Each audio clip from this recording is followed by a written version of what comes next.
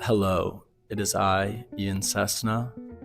I am the school programs coordinator for Milwaukee Film, so working to get students engaged with film all around the city. I am here in my living room, which also happens to be the green room underneath the screen in the main house of the Oriental Theater. Very interesting room, as you can see, but it's just my taste, you know. I am here to talk about my 5 favorite screenings here at the OT this year, 2023. And if I am going to do one thing, it is maximize this list and mention way more than 5. So I'm just going to get a couple out of the way. A lot of people have already mentioned them. Barbie, Bottoms, you've got Across the Spider-Verse, and then The Boy and the Heron currently playing here at the OT, if you want to see it. I got my hair cut to look like Mahito, so it means a lot to me. I grew up watching Spirited Away. Definitely check that one out. But to get into my actual list, I don't know that these are ranked, but I'm going to say them in an order.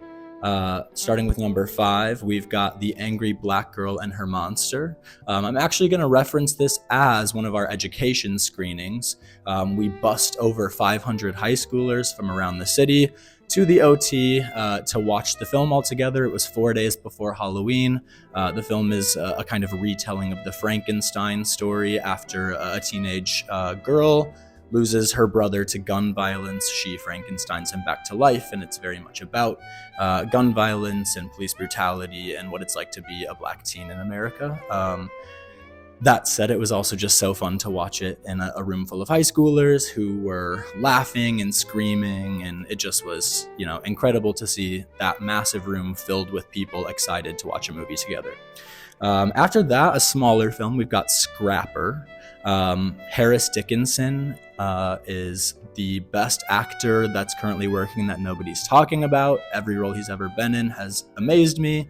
In this one, he's playing a dad who is reconnecting to his daughter, who he has not seen since she was born, and she lost her mother, so he goes back into her life.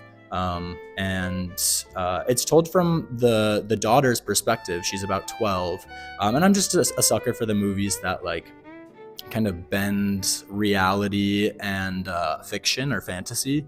And there's one scene in that movie, I won't spoil anything, so you should watch it, but immediate tears, just this kind of fantastical moment where there's a beautiful metaphor about her relationship with her mom.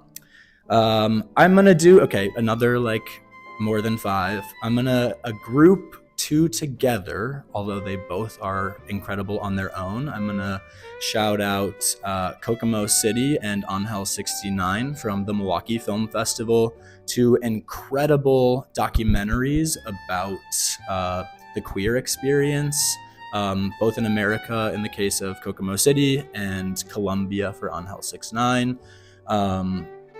Specifically the trans experience and trans artists, just both were pretty experimental, and just I loved hearing the stories of everybody in the films. So both of those will have you thinking about it for days on end, in a good way.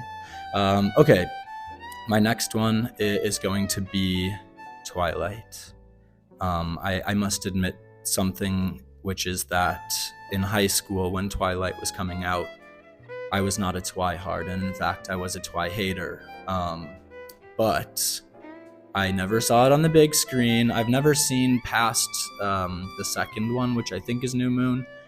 But being there in a room full of Twihards was truly one of the best movie-going experiences I've ever had. There was not more than 5 seconds of the entire film that somebody wasn't laughing or quoting or singing the weird little score that's in that movie. So I am now growing to be a Twihard because of that screening.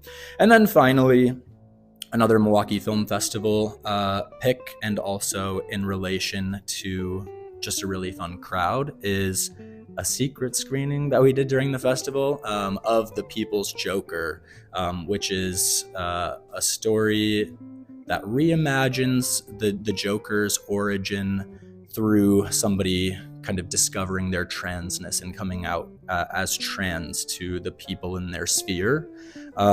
It was just unlike any movie I've ever seen, and unfortunately it's not widely available because of the copyright issue of the Joker. But everyone involved in the making of that film, including like hundreds of animators, just made it incredible. It was funny, it's real, and yeah, the crowd, it was a midnight screening. The crowd was just so excited to be there, and it made for a really great movie-going experience. And yeah, I'm also just going to shout out something that maybe will make my list, but opens at the OT starting tomorrow, December 21st. Poor Things, Yorgos Lanthimos. The Lobster is one of my favorite movies of all time, so check out Poor Things soon, and maybe my list will change. You'll have to come find me and ask about it. Bye!